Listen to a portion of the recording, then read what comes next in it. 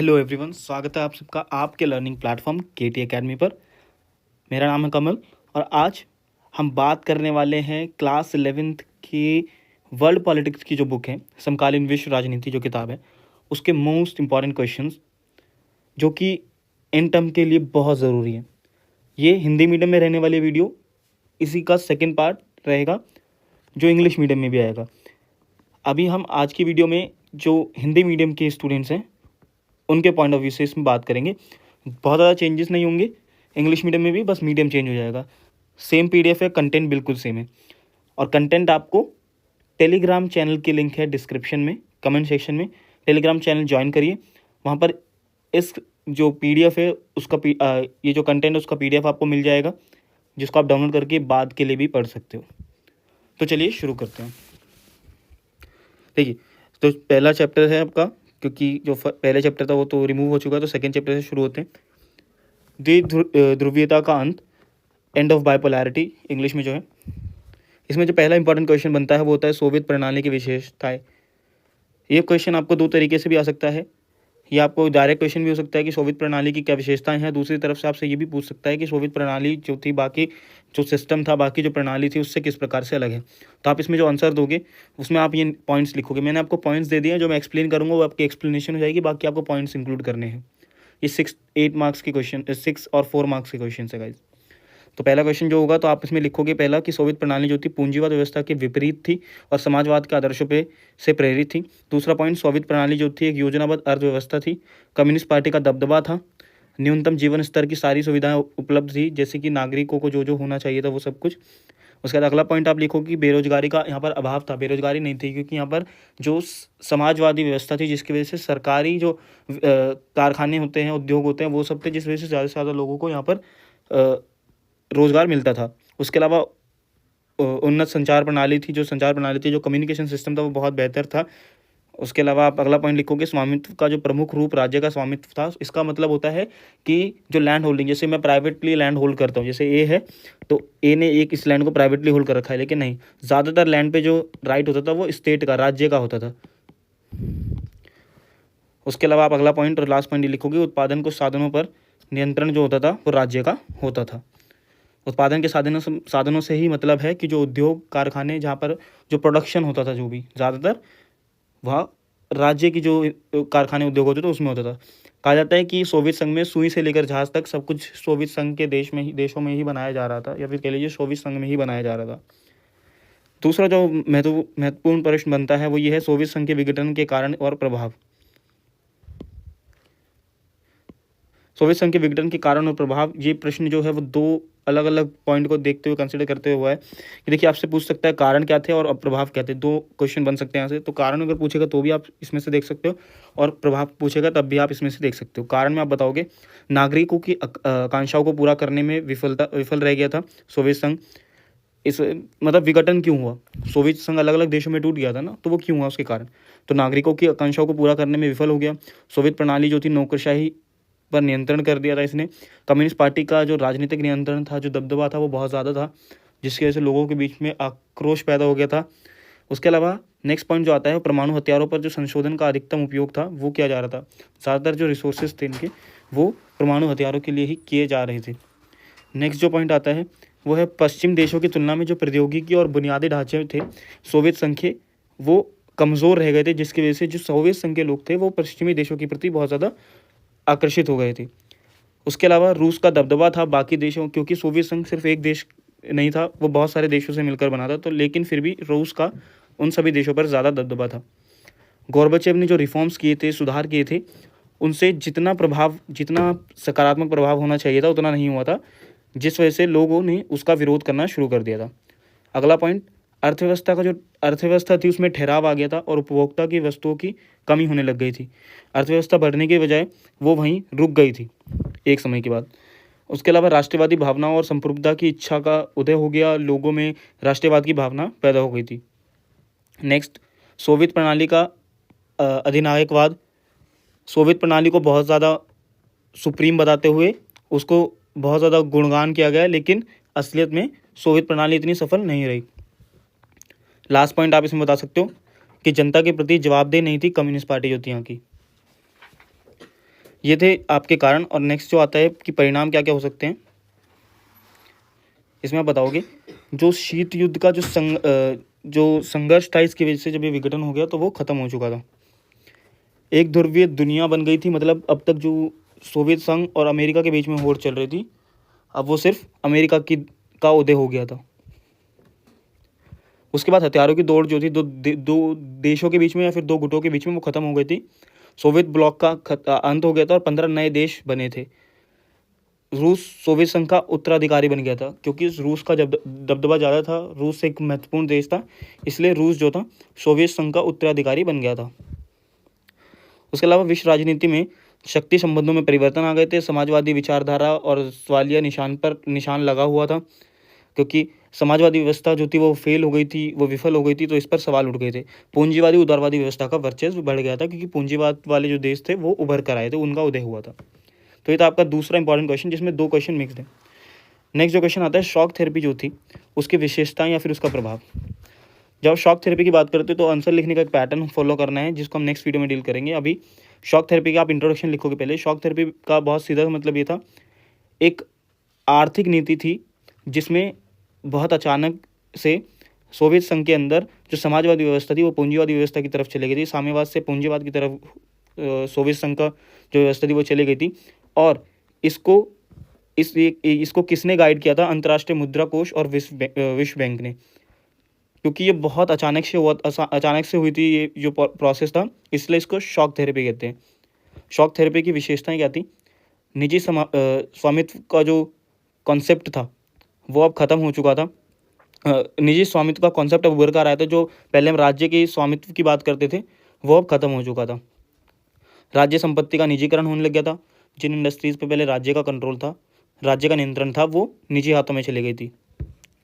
Next point, जो सामूहिक खेत के बजाय अब निजी खेतों वाला कॉन्सेप्ट आ गया था, जो हम कोऑपरेटिव फार्मिंग पढ़ते हैं। नेक्स्ट, मुक्त व्यापार प्रणाली को अपनाया गया था, जिसमें अब जो यहाँ की मार्केट्स थी वो खुल गई थी। मुद्राओं की पारस्परिक परिवर्तनीयता हो गई थी। पहले क्योंकि मार्केट खुली नहीं थी, इस वजह से एक प्रकार की मुद्रा को ज़्यादा से ज़्यादा यूज़ किया जाता था। अगला पॉइंट, पश्चिमी देशों की जो आर्थिक प्रणाली थी उसके साथ अब एकीकरण कर दिया गया था। पश्चिमी देशों की जो आर्थिक प्रणाली थी उसको अपना लिया गया था। पूंजीवाद के अलावा कोई वैकल्पिक प्रणाली स्वीकार ही नहीं की गई, क्योंकि 2 ही थी, साम्यवाद क्योंकि विफल हो गई थी, इसलिए पूंजीवाद को अपनाया गया। नेक्स्ट है, शॉक थेरेपी के क्या क्या परिणाम थे।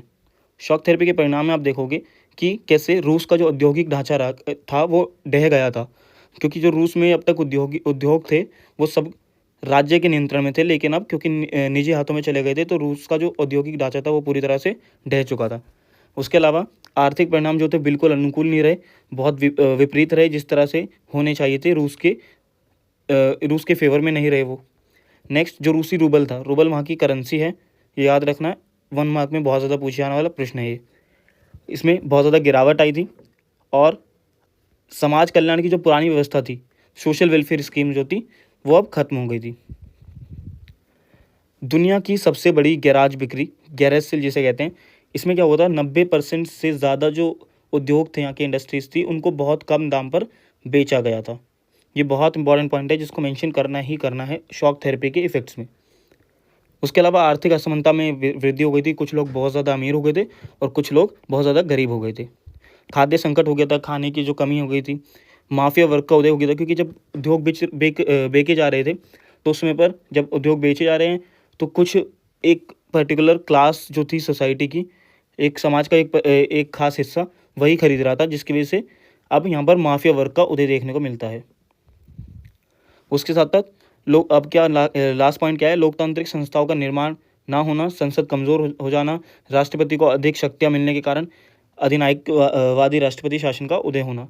तो ये पॉलिटिकल जो यहाँ का राजनीतिक व्यवस्था थी, पॉलिटिकल स्ट्रक्चर था, उसमें क्या चेंज आए वो ये था। तो ये थे सेकंड चैप्टर के सबसे ज़्यादा इंपॉर्टेंट क्वेश्चन जो आपको कंसिडर करने ही हैं। वेरी रेयर चांस कि इसके बाहर कोई क्वेश्चन होगा, बिकॉज ये क्वेश्चन अपने आप में ही इतने वास्ट और इतने ब्रॉड हैं कि बाकी टॉपिक्स को ही अपने आप में कवर करते हैं। अब नेक्स्ट चैप्टर जो है चैप्टर 3, शक्तियों के समकालीन केंद्र। तो इसमें जो पहला क्वेश्चन बनता है वो जो कि इस पूरी बुक में से ही बहुत इंपॉर्टेंट क्वेश्चन है, दैट इज़ कि यूरोपीय संघ जो था एक बहुत ही प्रभावशाली क्षेत्रीय संगठन था। इसके क्या कारण थे? ये दूसरे तरीके से भी पूछा जा सकता है कि यूरोपीय संघ का एक प्रभावशाली क्षेत्रीय संगठन होने का क्या कारण रहे? तो आप इसमें क्या बताओगे? अलग अलग कारण बताओगे कि आर्थिक प्रभाव, उसके अलावा राजनीतिक या कूटनीतिक जिसको डिप्लोमेटिक कहते हैं, उसके अलावा सैन्य प्रभाव कैसे रहे। तो ये 3 मेन हेडिंग्स के अंदर होगा। तो पहले जब आप आर्थिक प्रभाव में बताओगे तो आप बताओगे कि इससे संयुक्त राज्य अमेरिका जो था उस 2016 में मतलब संयुक्त राज्य के हिसाब से 2016 में 17 ट्रिलियन से अधिक की जीडीपी के साथ दुनिया की सबसे बड़ी दूसरी सबसे बड़ी अर्थव्यवस्था बन गया था जो यूरोपीय संघ था अमेरिका के बाद। उसके अलावा इसकी मुद्रा जो थी यूरो, वो अमेरिका के डॉलर के प्रभुत्व के आगे खतरा पैदा कर रही थी, अमेरिका के डॉलर को चैलेंज कर रही थी। तीसरा पॉइंट, विश्व व्यापार में इसका हिस्सा जो था संयुक्त राज्य अमेरिका की तुलना में बहुत बड़ा था, क्योंकि ये सिर्फ एक देश नहीं था, ये बहुत सारे यूरोपीय देशों का एक संगठन था। जो यूरोपीय संघ था वो संयुक्त राज्य अमेरिका, यूएसए और चीन के साथ व्यापार विवादों में अधिक मुखर हो गया। तो क्योंकि इन दोनों के बीच में विवाद चलता था, चाइना और यूएस के बीच में, तो इसका फ़ायदा यूरोपियन यूनियन को होता था। साथ साथ क्या हुआ, इसने आर्थिक शक्ति इतनी ज़्यादा बढ़ा ली थी कि अपने पड़ोसी देशों के साथ साथ एशिया और अफ्रीका में भी बहुत प्रभावशाली संगठन के रूप में निकल कर आया था। साथ साथ WTO विश्व व्यापार संगठन जैसे अंतर्राष्ट्रीय आर्थिक संगठनों में भी इसकी एक महत्वपूर्ण कार्यकारी भूमिका इसने निभाई है। नेक्स्ट जो सब हेडिंग होगी राजनीतिक और कूटनीतिक प्रभाव में, आप बताओगे इसमें कि कैसे फ्रांस जो कि यूरोपीय संघ का एक सदस्य है, वो संयुक्त राष्ट्र सुरक्षा परिषद UNSC United nation security council में भी स्थायी सीट रखता है। उसके अलावा यूरोपीय संघ में UNSC के कई अस्थायी सदस्य भी शामिल हैं। तो यूनाइटेड नेशंस के अंदर ये कूटनीतिक प्रभाव बाकी संगठनों से ज़्यादा है। नेक्स्ट हेडिंग है सैन्य प्रभाव, कि कैसे यूरोपीय संघ में सशस्त्र बल दुनिया में दूसरा सबसे बड़ा सशस्त्र बल था। उसके अलावा ये संयुक्त अमेरिका के बाद रक्षा पर कुल खर्च करने वाले देशों में दूसरे नंबर पर आता है। यूरोपीय संघ जो है एक सदस्य जो फ्रांस है उसके पास परमाणु हथियार भी है, तो परमाणु शक्ति भी है इसका एक देश। उसके अलावा यह अंतरिक्ष और संचार प्रौद्योगिकी में स्पेस और साइंस जो कम्युनिकेशन टेक्नोलॉजी थी उसमें दुनिया का दूसरा सबसे महत्वपूर्ण स्रोत भी बनता है। तो ये था आपका जो यूरोपियन यूनियन से क्वेश्चन आ सकता है, तो उसमें ये डिटेल आंसर है इसका, जिसको आप अगर एक तरीके से पूछे कि उसका यूरोपियन यूनियन या फिर यूरोपीय संघ का आर्थिक प्रभाव क्या है या फिर आर्थिक प्रभाव से संबंधित, तब भी ये प्रश्न का जो उत्तर है एक पार्ट इसका उसमें काम आ सकता है। नेक्स्ट, ये बहुत ब्रॉड क्वेश्चन है जिसमें पूछ सकता है कि दुनिया में अमेरिकी आधिपत्य के विकल्प क्या क्या थे। मतलब अमेरिका जो थी सेंटर ऑफ पावर थी, लेकिन इसके जो अल्टरनेटिव थे वो क्या क्या थे। तो अब इसमें बता सकते हो यूरोपीय संघ, आसियान या फिर आसियान, उसके बाद ब्रिक्स, नाम, उसके बाद चीन। क्योंकि मैंने आपको यूरोपीय संघ बता दिया है, आसियान एक डिटेल कॉन्सेप्ट है अपने आप में। ब्रिक्स, आप इनके फीचर्स बताओगे कि कैसे ये अपने आप में एक ऑल्टरनेटिव सेंटर की तरह, एक वैकल्पिक केंद्र की तरह अमेरिका के खिलाफ एक मजबूत संगठन या फिर मजबूत देश की तरह काम करते हैं। यहाँ पर मैंने चाइना का स्पेशली मेंशन किया क्योंकि चाइना के रिलेटेड क्वेश्चन बहुत ज़्यादा आता है। इसमें आप बताओगे कि कैसे चाइना का विकास हुआ, जिसमें आप बताओगे कि माओ के नेतृत्व में कैसे विकास हुआ, चीनी अर्थव्यवस्था का किस प्रकार से उदय होता है, जिसमें आप बताओगे कि कैसे चाइना ने अपनी जो ट्रेड पॉलिसी थी, जो अपनी व्यापारी जो नीतियाँ थी उसको में बदलाव किए। चाइना ने कैसे अपने जो बॉर्डर थे, अपनी जो सीमा थी वो कैसे अंतर्राष्ट्रीय व्यापार के लिए खोली, जिससे चीन की अर्थव्यवस्था का उदय देखने को मिलता है। उसके अलावा बताओगे कि कैसे चाइना जो है उभरती शक्तियों के रूप में देखा जा सकता है, जिसमें आप इसके सैन्य बल को भी दिखाओगे। जापान और दक्षिण कोरिया भी एक ऑल्टरनेटिव सेंटर की तरह काम करते हैं अमेरिका के, जो आप बेसिक बता सकते हो, बहुत रेयरली पूछा जाता है, लेकिन अगर 2 मार्क्स में ही पूछा जाएगा तब यहाँ पर से आपको हेल्प मिल जाएगी। देखिए थर्ड क्वेश्चन जो है इस चैप्टर का, इसमें ये इनडायरेक्ट क्वेश्चन है और प्रीवियस ईयर में रिपीटेड क्वेश्चन है, तो आप इसको ज़रूर कंसिडर करें। यह है कि इस तरह का समर्थन करें कि दक्षिण कोरिया सत्ता के एक नए वैकल्पिक केंद्र में उभर रहा है। तो बेसिकली वही क्वेश्चन है जो हमने पहले डील किया कि कैसे दक्षिण कोरिया एक इंपॉर्टेंट सेंटर ऑफ पावर है। तो आप इसके बेसिक पॉइंट बताने हैं। रेयरली पूछा गया है, लेकिन क्योंकि स्पेसिफिक क्वेश्चन है, एक पर्टिकुलर टॉपिक से डील करता है, तो इसलिए जो कॉन्सेप्ट, ये जो क्वेश्चन है वो इम्पॉर्टेंट बन जाता है। इस क्वेश्चन को अभी आप लीव कर सकते हो, नॉट एज इम्पॉर्टेंट।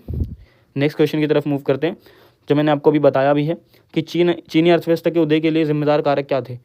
बहुत इंपॉर्टेंट क्वेश्चन है, क्योंकि स्पेसिफिक चाइना से डील करता है और चाइना रिलेटेड क्वेश्चन, ये question most of the time repeated देखने को मिला है एंड टर्म एग्जामिनेशन में। तो आप बताओगे कैसे 1972 में संयुक्त राज्य अमेरिका के लिए संबंध की स्थापना की और कैसे राजनीतिक और आर्थिक अलगाव को समाप्त कर दिया। 1973 में कृषि, उद्योग और विज्ञान और प्रौद्योगिकी और सेना के क्षेत्र में 4 आधुनिकीकरण किए, जो मॉडर्नाइजेशन देखते हैं इन 4 फील्ड के अंदर।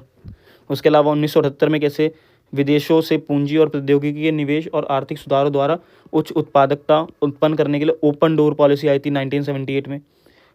1982 में कृषि का निजीकरण किया गया। उसके बाद 1998 में उद्योग का निजीकरण किया गया। और उसके बाद आप बताओगे विशेष आर्थिक क्षेत्र, स्पेशल इकोनॉमिक जोन्स बनाए गए, जहाँ पर इंटरनेशनल जो कंपनीज थी, इंडस्ट्रीज थी, वो इस्टेब्लिश हो सके। तो ये था आपका 3rd चैप्टर। जो नेक्स्ट चैप्टर है वो है समकालीन दक्षिण एशिया। ये जो चैप्टर है, इसमें से ज़्यादातर क्वेश्चन जो हैं वो इंडिया और इसके नेबरिंग कंट्रीज़ के रिगार्डिंग आते हैं। इसमें से पहला क्वेश्चन जो बनता है, ये बहुत ज़्यादा रिपीटेड क्वेश्चन है और बहुत स्पेसिफिक है। डायरेक्ट क्वेश्चन आता है कि पाकिस्तान में स्थिर लोकतंत्र ये पूछता है कि एक स्थिर लोकतंत्र बनाने में पाकिस्तान की विफलता के कारण क्या क्या हैं। तो इसमें आप बताते हो कि कैसे पाकिस्तान में बार बार एक स्थिर लोकतंत्र लाने के लिए जो कोशिशें हुई हैं वो विफल क्यों हुई है। आप इसमें बेसिकली बताते हो कि कैसे सैन्य, पादरी और ज़मींदार अभिजात वर्ग जो थे, उनका सामाजिक प्रभुत्व जो था, उसकी वजह से निर्वाचित जो सरकार होती है उसको लगातार उखाड़ फेंका जाता है और सरकार की स्थापना होने में कई चुनौतियाँ होती है। अब आप दूसरा पॉइंट में आप बताओगे कि कैसे भारत के साथ पाकिस्तान के संघर्ष ने सैन्य समर्थक समूह को और आर्थिक शक्तिशाली बना दिया है, कि कैसे जो वहाँ पर ऐसे एलिमेंट्स जो सेना का साथ देते हैं, सेना का साथ लेकर भारत पर आक्रमण करते हैं, क्योंकि पाकिस्तान और भारत के बीच में संघर्ष चला आता है, तो ऐसे जो एलिमेंट्स होते हैं वो और ज़्यादा मजबूत होते जाते हैं, जिसकी वजह से जो वहाँ पर लोकतांत्रिक व्यवस्था है वो नहीं आ पाती। कि आप बताओगे अगले पॉइंट में कि पाकिस्तान में लोकतांत्रिक शासन के लिए वास्तविक अंतर्राष्ट्रीय समर्थन की कमी ने सेना को अपना प्रभुत्व जारी रखने के लिए प्रोत्साहित किया। कहते हैं कि इंटरनेशनल सपोर्ट जो है वो मिल रहा है, इंटरनेशनल कम्युनिटी चाहती है कि टेररिज्म जो है वो ख़त्म हो जाए, लेकिन कैसे ये इंटरनेशनल कम्युनिटी की वजह से ही कम्युनिटी जो है वो उस पाकिस्तान को सपोर्ट नहीं करती एक इस्टेब्लिश गवर्नमेंट में, क्योंकि अगर ऐसा होता है तो जो एक डर ये बना रहता है कि पाकिस्तान के पास जो न्यूक्लियर बॉम्ब्स हैं उनका कहीं गलत यूज़ ना हो जाए, और जो इंटरनेशनल कम्युनिटी के लोग हैं उनके फेवर में भी कई बार डिसीजन नहीं आएंगे। तो इस वजह से जो अंतर्राष्ट्रीय कम्युनिटी है वहाँ से समर्थन कम मिलता है पाकिस्तान की लोकतांत्रिक व्यवस्था को। लास्ट पॉइंट में बताओगे कि कैसे संयुक्त राज्य अमेरिका जो है, यूएसए और अन्य पश्चिमी देशों ने अतीत में अपने स्वयं के कारणों के लिए भी सैन्य सत्तावादी शासन को प्रोत्साहित किया है, जो मैंने आपको अभी एक्सप्लेन किया।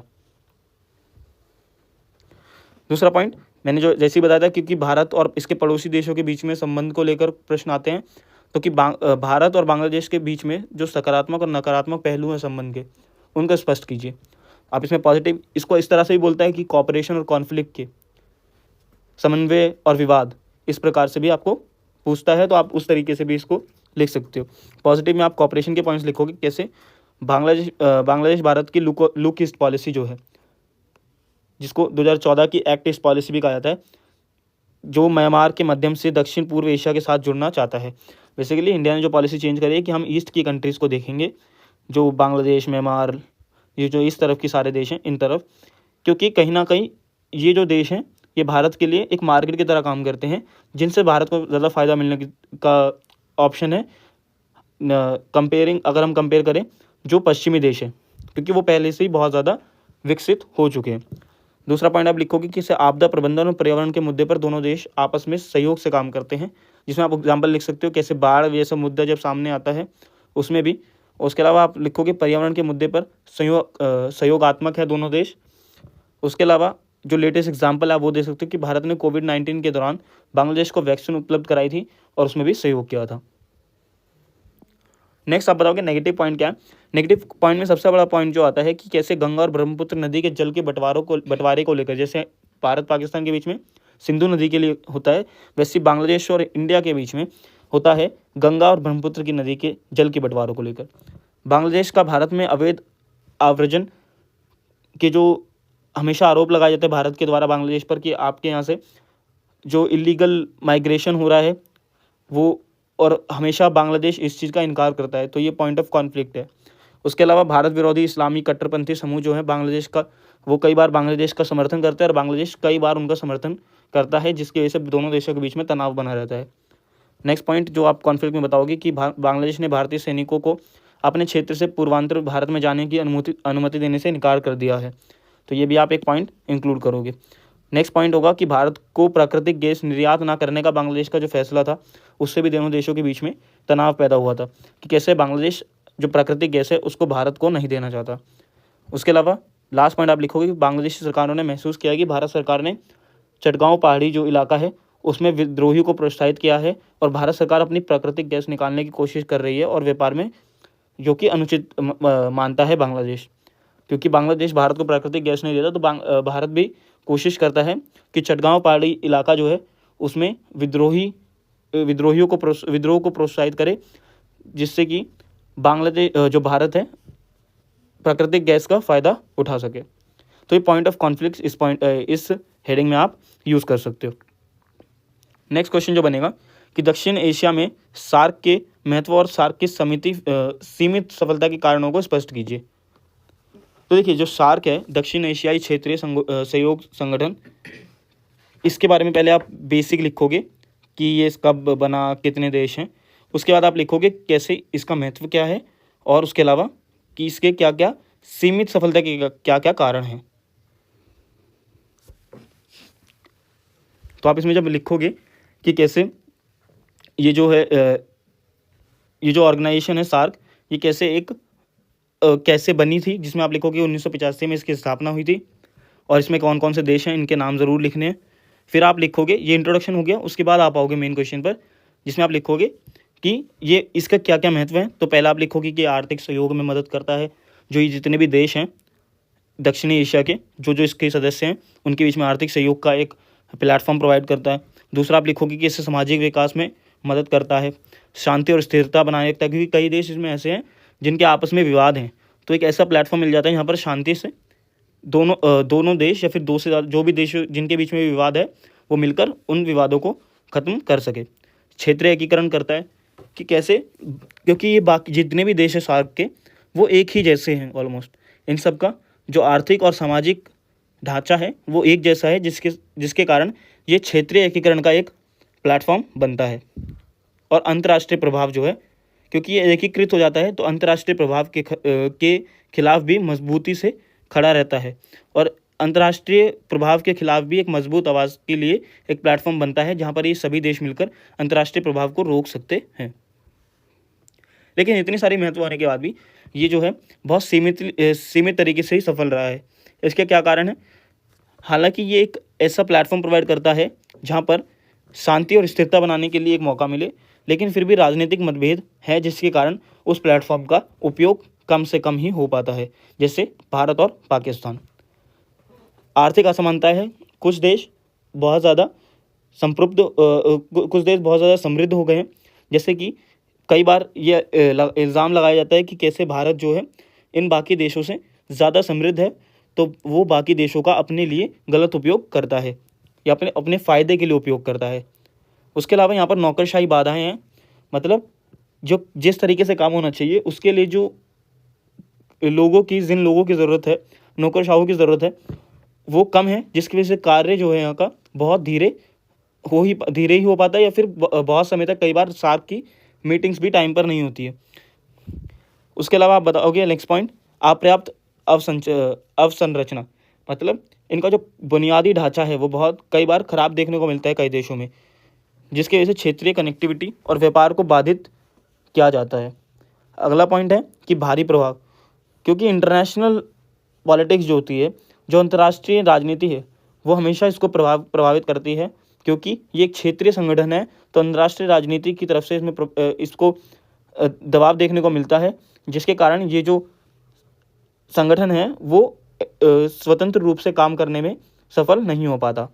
सुरक्षा चिंताएं एक बड़ा मुद्दा है, क्योंकि इस क्षेत्र के ज़्यादातर देश आतंकवाद जैसी समस्या से जूझते हैं, आर्थिक और सामाजिक रूप से पिछड़े हैं, जिस वजह से यहाँ पर सुरक्षा चिंताएं देखने को मिलती है।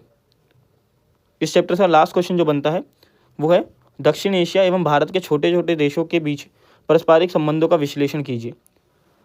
इसमें मैंने बताया आपको कि कैसे अब तक मैंने आपको एक स्पेसिफिक क्वेश्चन करा था इंडिया और बांग्लादेश के बीच में, जब मैं बात करता हूँ कि इंडिया और बांग्लादेश के बीच में कैसे रिलेशंस है, लेकिन मैं बोलूँ अगर दोनों के मतलब इंडिया का जितने भी नेबरिंग कंट्रीज हैं उनके साथ अगर एक आपको जनरल बताना हो कि ठीक है तो किस प्रकार से आप बताओगे, तो वही 4 नंबर में बहुत रेयरली पूछा जाता है, लेकिन क्योंकि बहुत ब्रॉड क्वेश्चन है जिसमें आप बाकी अंडरस्टैंडिंग के बेसिस पर भी आंसर लिख सकते हो, तो ये बहुत ज़्यादा इंपॉर्टेंट क्वेश्चन इसलिए बन जाता है। तो देखिए इसमें आप पहले लिखोगे भारत केंद्र में स्थित है और अधिकांश दक्षिण एशियाई देशों के साथ सीमा साझा करता है, क्योंकि भारत का खुद में ही जो सीमावर्ती क्षेत्र है वो बहुत बड़ा है और भारत जो है केंद्र में स्थित है बाकी सभी दक्षिण एशिया देशों में, तो इस वजह से क्या है भारत की भूमिका जो है बढ़ जाती है। अपने आकार और शक्ति के कारण छोटे देशों को भारत की मंशा पर कई बार संदेह होता है, और जो कि लाजमी भी है। जैसे मैंने अभी बताया कि कई छोटे देशों को लगता है कि भारत उनको अपने प्रयोग के लिए ही अपने हिसाब से प्रयोग करता है। दूसरी ओर भारत सरकार अक्सर अपने पड़ोसी देशों द्वारा शोषित महसूस करती है। इसमें क्या पॉइंट है कि हमें बाकी छोटे देशों को लगता है कि भारत उनको शोषण कर रहा है, लेकिन दूसरी तरफ क्योंकि भारत को हमेशा जो मानवता के जो ह्यूमन राइट्स के जो वायलेशन के जो इल्ज़ाम लगते हैं उसका भी जवाब देना होता है, इस वजह से ये जो इल्ज़ाम लगाए जाते हैं एक देश से दूसरे देश पर, ये दोनों तरफ से ही चलते हैं। उसके अलावा छोटे देशों को डर है कि भारत एक क्षेत्र रूप से प्रमुख शक्ति बनना चाहता है। तो इसमें बेसिकली आप बताते हो कि कैसे जो इंडिया है उसका पोजीशन जो है वो बहुत ज़्यादा पॉजिटिव नहीं है इंडिया के लिए, ठीक है। तो ये आपका था फोर्थ चैप्टर। अब 5th चैप्टर जो है अंतर्राष्ट्रीय संगठन, इंटरनेशनल ऑर्गेनाइजेशंस। इस चैप्टर में हम बात करेंगे इंपॉर्टेंट क्वेश्चंस की। तो पहला क्वेश्चन है कि हमें अंतर्राष्ट्रीय संगठन की आवश्यकता ही क्यों पड़ती है। बहुत बेसिक सा क्वेश्चन है जो कि बहुत डायरेक्ट क्वेश्चन है और ज़्यादातर पूछा जाता है, क्योंकि ये ब्रॉड क्वेश्चन हो जाता है जिसमें आप बाकी टॉपिक से भी कंसिडर करते हो आंसर लिख सकते हो। तो हमें अंतर्राष्ट्रीय संगठनों की आवश्यकता क्यों पड़ती है, इसमें आप पहला पॉइंट लिखोगे कि कैसे अंतर्राष्ट्रीय समस्याओं का शांतिपूर्ण समाधान करने का जो तरीका है वो अंतर्राष्ट्रीय संगठनों के जरिए मिलता है। उसके अलावा आप बताओगे कि कैसे युद्धों और अंतर्राष्ट्रीय विवादों को रोकने के लिए एक मंच मिलता है। विश्व के आर्थिक विकास के लिए भी एक मंच मिलता है, यहाँ पर सभी देश आकर विश्व के आर्थिक विकास के लिए चर्चा कर सकते हैं। अंतर्राष्ट्रीय सहयोग को बढ़ावा मिलता है और प्राकृतिक आपदा और महामारी से निपटने के लिए भी एक मंच होता है। जैसे कि आपने देखा कोविड-19 जो था 2020 में, तो उसके अंदर WHO की जो भूमिका थी वो बहुत ज़्यादा महत्वपूर्ण थी, क्योंकि पता नहीं चल रहा था कि किस देश में कितने मैटर रिपोर्ट हो रहे। तो WHO ने एक सेंट्रलाइज्ड, ठीक है, केंद्रित सिस्टम, केंद्रित प्रणाली को दिया जिससे कि सब जगह रिपोर्ट मॉनिटरिंग हो सकती थी। देखिए तो अगला प्रश्न क्या है। शीत युद्ध की समाप्ति के बाद संयुक्त राष्ट्र दुनिया की बदलती हुई वास्तविकता के अनुसार काम कर रहा है। कथन पर 6 तर्कों से पुष्टि कीजिए कि कैसे शीत युद्ध के बाद जो संयुक्त राष्ट्र है वो देख रहा है कि जैसे जैसे दुनिया में जो वास्तविकता बदल रही है उसके अनुसार काम कर रहा है। तो आप इसमें बताओगे कैसे शांति अभियानों का विस्तार हो रहा है, ठीक है, ताकि ऐसे इस तरह का जो शीत युद्ध या फिर किसी भी तरह का युद्ध कभी ना हो। डिटेल में भी लिखा हुआ, आप पढ़ सकते हो उसको, और टेलीग्राम की लिंक आपको डिस्क्रिप्शन में मिल जाएगी, कमेंट सेक्शन में मिल जाएगी, जिसको आप ज्वाइन कर सकते हो, जहाँ पर आपको ये और बाकी जो नोट्स, असाइनमेंट्स और PDFs और भी जो होंगे वो आपको वही मिल जाएंगे। दूसरा पॉइंट देखिए, मानवीय हस्तक्षेप क्या होता है। संयुक्त राष्ट्र ने प्राकृतिक आपदाओं, अकाल और युद्ध जैसे संकटों के दौरान मानवीय सहायता प्रदान करने में महत्वपूर्ण भूमिका निभाई है। जैसे कि UNSCR जो है और बाकी इसकी संस्थाएं, एजेंसीज है, वो इसी काम को करती है जिससे मानवीय सहायता प्रदान करती है। मानवाधिकार को बढ़ावा देता है। सतत विकास पहल कि जो हम सस्टेनेबल डेवलपमेंट के बारे में पढ़ते हैं कि संयुक्त राष्ट्र ने वर्ष 2000 में जो सस्टेनेबल डेवलपमेंट है, ठीक है, और बाद में 2015 में सतत विकास लक्ष्य SDG जो थे, ठीक है, उसको लॉन्च किया, जिसमें बेसिकली कि कैसे सस्टेनेबल डेवलपमेंट के कुछ गोल्स थे उसको पूरे विश्व में पूरा करवा सके, पूरे विश्व में देखा जा सके, उसके लिए एक मंच बन जाता है जहाँ पर संयुक्त राष्ट्र अब नई जो भी व्यवस्था बन रही है उसके हिसाब से काम कर रहा है। अब सिर्फ इसका काम शांति व्यवस्था बनाए रखना, युद्ध ना होने देना, ऐसा नहीं करना है। ये सतत विकास पहल, जैसे कि मतलब क्या कर रहा है ये, जो क्लाइमेट रिलेटेड, जो जलवायु संबंधी, बाकी जो पर्यावरण संबंधी, ठीक है, मानवता, सभी तरह के जो हिस्से हैं उन पर ये ध्यान दे रहा है।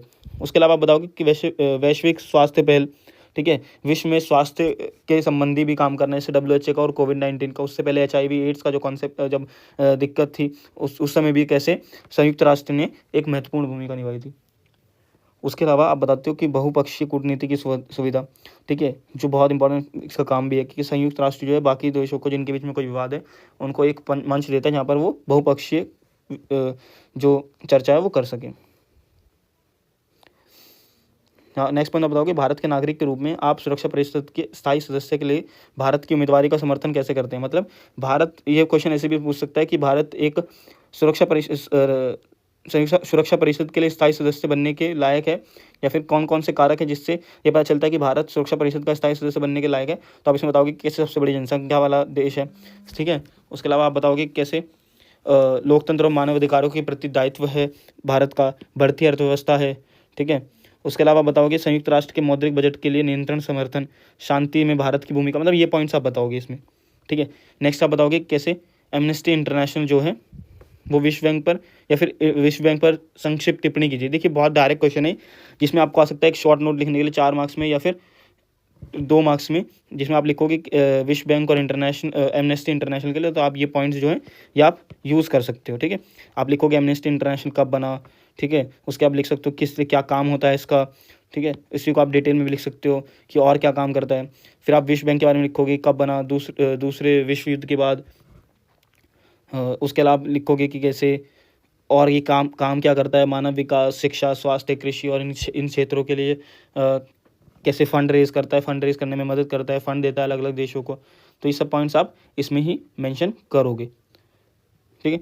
तो आप अगला क्वेश्चन जो आता है, संयुक्त राष्ट्र को अधिक प्रासंगिक बनाने के लिए क्या कदम उठाए जाने चाहिए।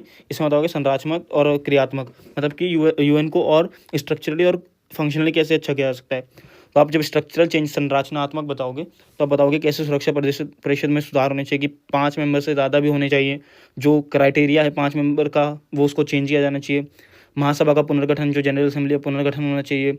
अंतर्राष्ट्रीय जो ICG में सुधार होने चाहिए कि जो इसका काम है सिर्फ कुछ ही मुद्दों तक है, क्षेत्राधिकार बढ़ाया जाना चाहिए, इसका प्रवर्तन होना चाहिए, ठीक है। सदस्य देशों द्वारा अनुपालन सुनिश्चित करने के लिए ICJ के जो फैसले हैं वो बहुत बाइंडिंग नहीं होते, तो उनको बाइंडिंग तरीके से करना चाहिए, उसमें चेंज होना चाहिए।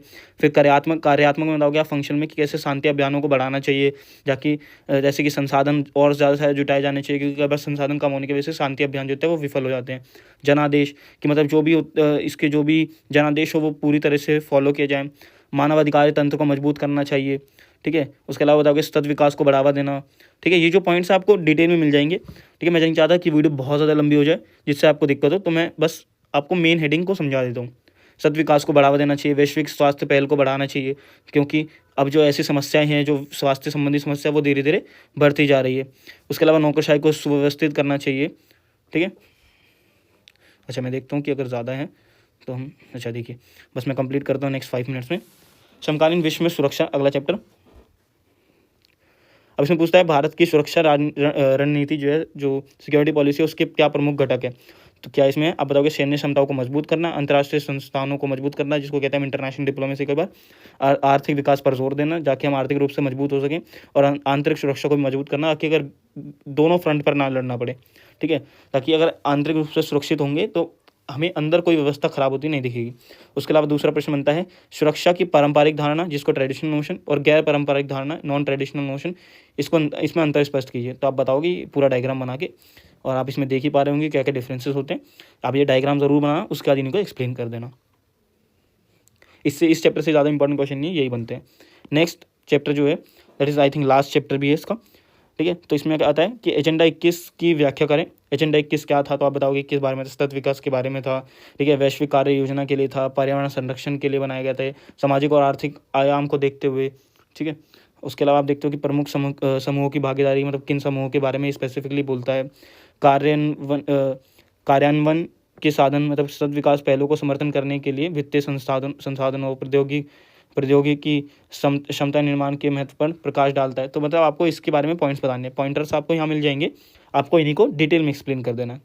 उसके अलावा जून 1992 में रियो के पृथ्वी शिखर सम्मेलन के किन्हीं 4 परिणामों पर प्रकाश डालिए। बहुत इंपॉर्टेंट क्वेश्चन बनता है क्योंकि ये बहुत ज़्यादा स्पेसिफिक क्वेश्चन है। आप बताओगे कि इसमें कितने देश थे, ठीक है। उसके अलावा आप बताओगी कि इसमें क्या क्या मुद्दों पर बात हुई थी। उसके अलावा जलवायु परिवर्तन, जैव विविधता, वानिकी और विकास, इन सभी मुद्दों पर इंपॉर्टेंट बात हुई थी। एजेंडा 21 जो था वो गैर बाध्यकारी था, नॉन बाइंडिंग था, लेकिन एक इम्पॉर्टेंट कॉन्सेप्ट या फिर कह लिए एग्रीमेंट था, ठीक है, वो हुआ। पारिस्थितिक जिम्मेदारी, तो आप ये जो मैंने पॉइंट्स बताए 4, आप इनको ज़रूर बताओगे। इसमें 4 नंबर में पूछा जाता है जनरली क्वेश्चन। नेक्स्ट क्वेश्चन है पर्यावरण संरक्षण के संदर्भ में साझा लेकिन विभेदित जिम्मेदारी पर भारत के दृष्टिकोण, ठीक है। तो आप इसमें बताते हो कि कैसे भारत का जो दृष्टिकोण, मतलब ये जो पॉलिसी है साझा लेकिन विभेदित जिम्मेदारी, इस पर भारत का क्या दृष्टिकोण है, ठीक है। तो बताओगे कि कैसे विकसित देशों की ग्रीन हाउस गैसों की उत्सर्जन दर को कम करने के लिए अधिक जिम्मेदार है। भारत बोलता है कि भाई क्योंकि विकसित देश तो विकास कर चुके हैं ना, उन्होंने तो जितना भी ग्रीन हाउस गैस का इमर्जन करना था, उत्सर्जन करना था, वो कर चुके हैं, अब वो छोटे देशों पर लगा रहे हैं, तो ये भारत गलत मानता है। दूसरा, विकासशील देशों में औद्योगिकरण की प्रक्रिया चल रही है और उन्हें समान प्रतिबंधों के अधीन नहीं किया जाना चाहिए। कि अगर आप उन्हें कह रहे हो कि आप भी उतना ही पॉल्यूशन करोगे जितना हम करें, या फिर हम भी उतना ही करें जितना आप कर रहे हो, तो यह इनवैलिड होगा क्योंकि आप तो पहले से प्रोग्रेस कर चुके हैं और हम कर रहे हैं, ठीक है। और तीसरा आप बता दो कि भारत का ये भी है कि जो ऐसे देश है, विकसित देश है, उनको पैसा देना चाहिए, उनको फंड देना चाहिए ऐसे देशों को जो अभी विकास कर रहे हैं, ताकि वो कम पॉल्यूशन भी करें तो बाकी अच्छी टेक्नोलॉजी का यूज़ कर सके।